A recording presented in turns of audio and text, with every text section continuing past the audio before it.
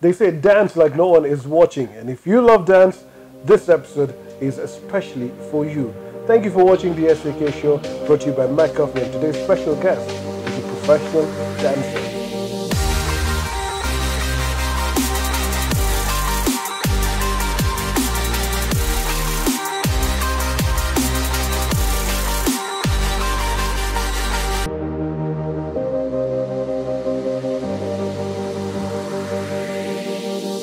Welcome to the SAK show, brought to you by MacCoffee. Before we start, a big thank you to Wet Lounge, Royal Orchid Azure, and the Bollywood Casino. Today's guest, Martin. Thank you so much.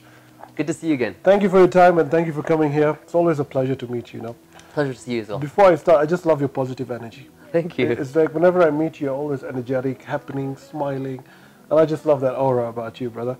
So tell me, Martin itself. Let's tell the viewers, who exactly is Martin? Well, I'm a choreographer, dancer, and mostly teacher, actually. Teacher. Based here in Nairobi. And that's one thing that I've grown to love, definitely over the last about 12 years, is teaching. I teach people from all ages, from very small kids to like 60, 70-year-old. Wow, wow. Tell me first, where were you born and brought up, by the way? Well, I was born in Hong Kong. My father is from the US, mother is from Taiwan. I moved to Taiwan shortly after, and from about 8 years old till finish school, I was in Taiwan. Okay. Yeah. So let's start. The journey began once you came to Kenya. That's right. Well, I mean, I actually was already very much into the arts when I was studying in Taiwan in high school. And I had started actually a dance group that we did professional dancing. So you didn't go into martial arts and all? You decided to go into dancing?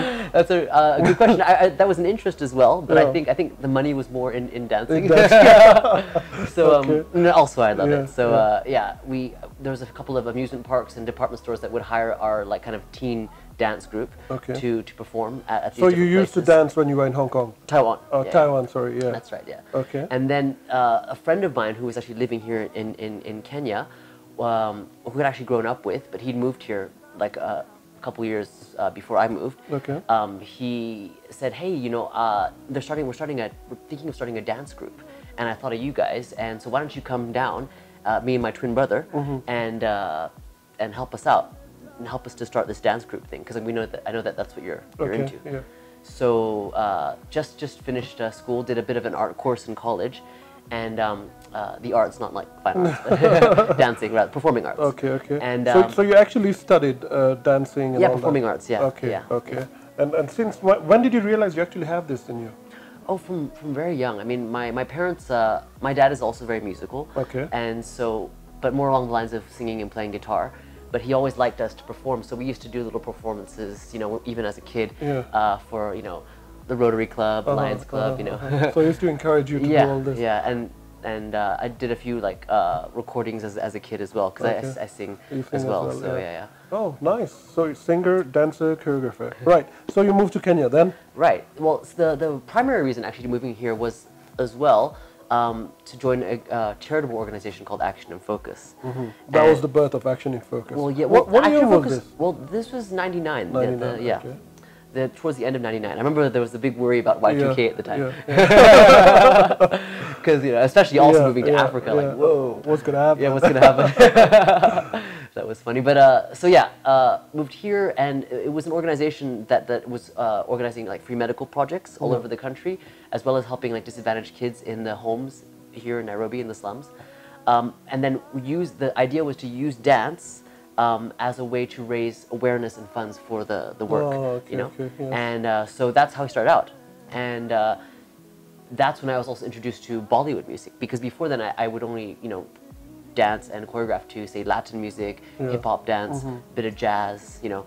And when I came here, you know, they were like, hey, you know, there's a community here that would possibly love for you guys to do Bollywood dance, because there's not a lot of performance Bollywood going on, you know, locally.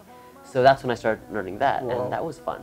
And what kind of kicked that off was Shalina Poppet from Contact Network. She organized this big gala massive called East Meets West. So we were representing a lot of the Western dances, and then she brought in this troupe from India, and they were representing the East. And they were really great people, and we bonded with them a lot, and then kind of learned a bit more and got the vibe and the real feel from the inside about how Bollywood is done. You know, the expressions, the moves, the hip shaking, the shoulder shaking. You know, that kind of helped us to really understand it. Before I was kind of going through the motions, thinking, oh, here's an Indian dance. Let me put dance steps to it, but not really feeling the real spirit from within. Then since that happened, then the next 2 years later, we went to India, Gujarat, Ahmedabad, Punjab. There was actually so you went as individuals, or did you go as Action in Focus? As a group. As a group. So okay. So the group was called Action in Focus. That's right. Yeah. All right. Backtracking. Consisting of? Well, myself, my twin brother, another girl who actually I actually ended up marrying. Oh, congrats, man! I have 2 kids with, and then a girl from Australia, and then another girl that was also just volunteering with us. You know? All right. So yeah. So you toured all over, and your first international tour, was it a tour or was it a study? No, the first tour was actually in England. England. Actually. That was sorry, it was Dubai. Yeah, there's quite a few. Okay. Come 2000, that's when we started kind of going abroad quite a bit. Got a bit more well known, and then people here in Kenya invariably have like cousins or business partners or family within in Dubai the Indians, there's always or a relation or Canada somewhere. So that's how we first went to Dubai, and then a couple months later during the summer. So that was like more like in the spring of 2000. Then in like the summer of 2000, we managed to take a tour to the UK, which was really fun, and that also kind of helped us have a broader perspective on because there's a huge Indian community in the UK as well. So that's. So what was your one major breakthrough? Was it the Shalino Popit's concert or what? Well, I think there were small steps. I think it was small steps that kind of opened our eyes more to the Bollywood Indian side, and so that I think was a breakthrough for us, like mentally. Also a breakthrough for us on the Kenyan stage. Okay. But then obviously us going to Dubai and then going to the UK was a breakthrough for us on the international. Was there some kind of hindrance? Like guys saying, "Hey, look at these guys trying to do Indian moves and this and that." Support was there, yes, but was there some kind of hindrance? Like, what are these guys trying to prove? I think actually people appreciated it. I think they appreciate us making the effort to. I think because sometimes, I mean, and this is not a good thing, but sometimes there's this mentality, maybe especially back then, that West is better. Old West school is best. mentality. Well, also West is best, that this is doing the Indian stuff is not cool, So then for us as Westerns, whatever, coming in and saying, no, this is actually really cool. This is very fun. It's something we really like to do. It's something we enjoy, and it's great music and it's great dancing. It's a whole lot of fun. It's a totally new sort of aspect of entertainment. I just love it. How dance has brought so much out, and it's like dance is life to you. What is dance to you? Well, it is life, like you said, and that's what I do for a living. And I think I count myself lucky to be able to do that as my day job. I mean, 18 plus years, and being in Kenya, how was it adjusting and everything?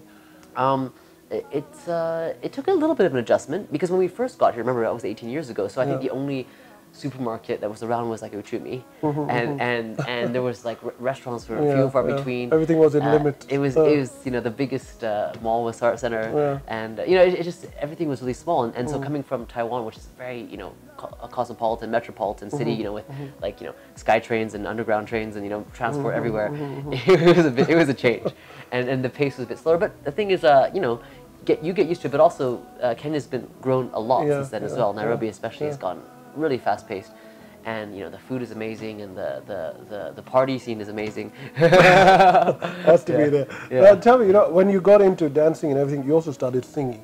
Yes. You started singing Hindi songs. That's right. Yeah. Ye Dosti and this. Yeah, you're right. Yes. How did that happen? What made you do all that? The thing is, because I'm bilingual. It was pretty cool. My mother's from Taiwan. My dad's American. I also speak Mandarin as a second language, and I also sing in Mandarin. So learning another language to sing in wasn't that daunting for me, because actually Hindi essentially is a little bit easier than Mandarin. Mandarin, some of the pronunciation is very difficult, and also there's tones and stuff like that. Whereas I think Hindi is a very beautiful language; it just rolls off the tongue. Like it always sounds beautiful in singing. Sometimes, especially like say Cantonese or Thai, can sound really harsh even in a song. It's like, what do you do? It's like an assault on the ears. It can be, especially when you should hear them translating English songs into Cantonese. They actually have to change the tune of the song to make the tones work. Whereas Hindi, it just flows really pretty. So I would say it kind of obviously we needed help a bit with pronunciation, and people gave us tips here and there, but it came a bit more naturally, I think, because we're used to learning to sing in another language. So why didn't you push more towards singing and you pushed more towards dance? I think it's, well, because I really enjoy dancing, and it's something that I also have a bit more training in, and that I can teach. Okay. I love singing as well. But also, you know, there's a lot of singers around, and you know, there's a lot of competition. whereas I think at the time as well, there weren't as many organized dance troupes, especially that were doing. There was a need for it in this country. Yes. Yeah, and also I'm not that great a singer. I mean, I enjoy singing, but you know. I'm sure everybody would love to hear you sing. So why don't you just sing something for us in Hindi? Something very small. All right. I mean, a song that I've learned a bit more recently is that one. हम तेरे बिना बुरे नहीं सकते, तेरे बिना क्या वजूद मेरा, तुझसे जुदा कर हो जाएंगे तो खुद से ही हो जाएंगे जुदा, क्योंकि तुम ही हो, अब तुम ही हो जिंदगी, अब तुम ही हो चैन भी, मेरा दर्द भी, मेरी आशिकी, अब तुम ही हो. Wow, brilliant, man. To that we say, au revoir all the way, guys. Good stuff, man. Keep watching. We'll be back right after this.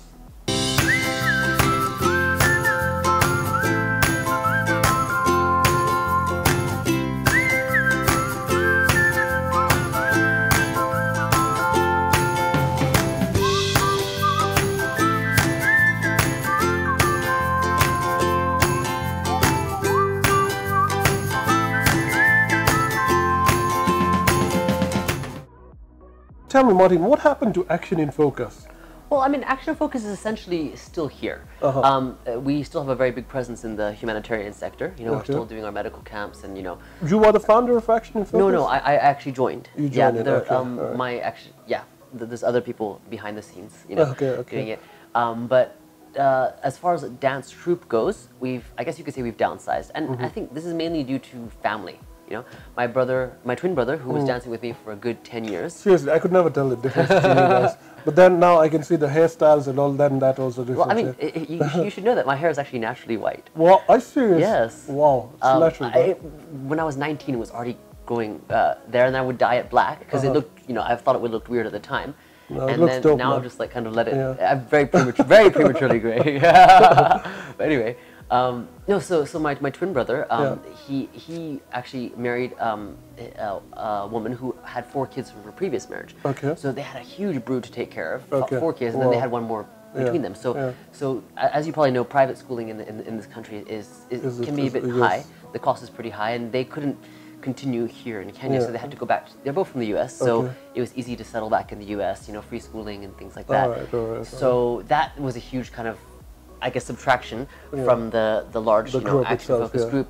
And then, you know, I think pretty much everyone grows up too, because dancing isn't something that everyone can do full time. You know, you have to be able to do other work, and it's not so easy to find, you know, people that would, you know, want to do that full time. Even I don't do it full time, right? And so now I'm lucky enough to have a dance partner. She's amazing, and she's you know, does it part time with me whenever we have performances. Gigs or something, so like we still do weddings, we do corporate functions, but it's just myself and my dance partner, and we do a bit of Latin music, we do Bollywood music, we do hip hop, modern dance, and so we still do some shows. But you're on the right track. But like I said, it's downsized a bit. It's not before. It used to be like 4, 5, 6 people. No, but it's still there. I'll tell you that. Before it used to be Action in Focus, so Action in Focus. Now it's like Martin. And that's a good job, you know. It's a tough ask to achieve that after all this. Now tell me, what about dance in Kenya as general? What's your take on that? Well, I think it's really improved. It has a lot of independent, very inspired, very talented, creative individuals who've started their own little companies here and there. Like before, there were only like 1 or 2 dance companies that you could think of. Now there are so many.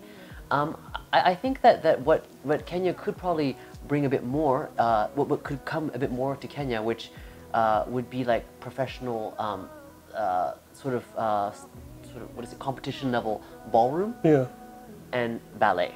I think those two are things that could, which I am not completely proficient in myself, so that's I wouldn't be able to help with that. Although I have a bit of a background in jazz and a very elementary knowledge of ballroom, that's what I'm able to teach wedding dances with. But I think if that had more of a presence in Kenya, that would kind of really round out the whole dance scene here in Kenya. Good stuff. Now, personally, who's been your biggest inspiration in dance? Well, I think growing up, in the 90s, definitely Michael Jackson, Janet Jackson. You can do the moonwalk and all that. I can, yeah. Okay, we'll watch him do that. Michael Jackson has been your biggest inspiration. Yeah, I think for dance, for sure, yeah. And Janet Jackson as well. And personally, what type of dance do you prefer? Well, because I'm a choreographer, that comes from a place that's kind of in between. I kind of have my own version of hip hop, lyrical hip hop and jazz that I kind of fuse because I really like the beautiful lines, pirouettes, things like that. So I infused a lot of that into the hip hop to make it a bit more, I guess, kind of have a bit of a fusion there. Yeah. Now, coming to Bollywood, what's your take on Bollywood dance? Is it really hard to learn it? I love Bollywood dance as It's more well. the eyes and all that. Well, Bollywood dance, I think it uses so many good elements, like the classical Bharatanatyam, Kathak, Orisi.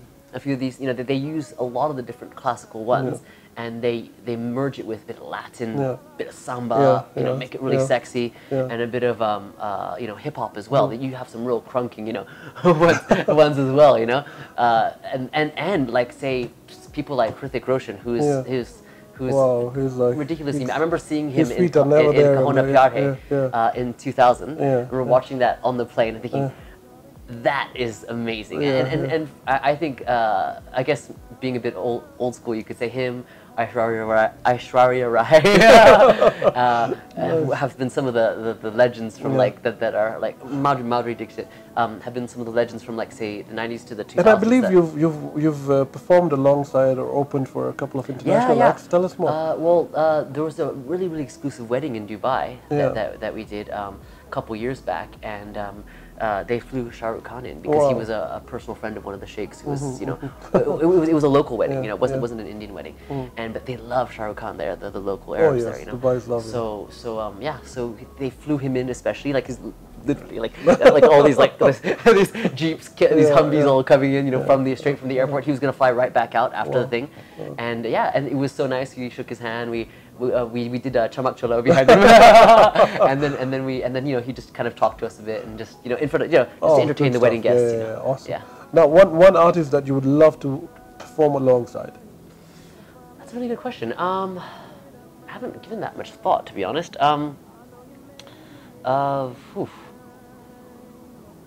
Well, like you said, like I said before, people who I really admire, that would definitely be Hrithik Roshan. Another, I think, budding young, Hrithik Roshan sort of junior is this guy Tiger Shroff. Tiger Shroff, yeah. I think there's a new movie that came out that's Michael Jackson something or other, right? Munna Jackson. Yeah, I can see that kind of vibe, from him. It's a really good one. Priyanka Chopra. Yeah. Madhuri Dixit, even. Yeah.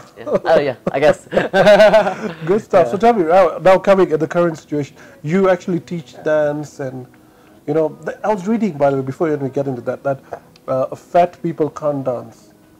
What's your take on that? That actually, it was a huge thing. That's actually not true. Yeah. I mean, the only thing about because recently I saw a video of a fat kid, and the guy was like amazing. Well, interestingly enough, so in 2001, like I said, we went to India, and a friend of a friend, we met Jackie Shroff, and he was an amazing host. He took us to the set of Devdas, where they were filming Devdas at the time, and Madhuri Dixit is learning her choreography, and the choreographer is Saroj Khan. Right, she's rotund, she's a big lady, and she was jumping around, so gracefully and light on her feet, so obviously that in itself. When you asked me that, I was reminded of that immediately, and I was watching this YouTube thing of this woman as well, like jumping around the dance floor, falling into a split, doing all kinds of crazy stuff. So I think that's not true at all. However, I mean, it's good to stay fit because you don't want to injure your knees and your back. True. When you're overweight, then you can kind of injure yourself more easily. So when you choreograph someone, tell me, how long does it, if somebody just comes up to you and tells you,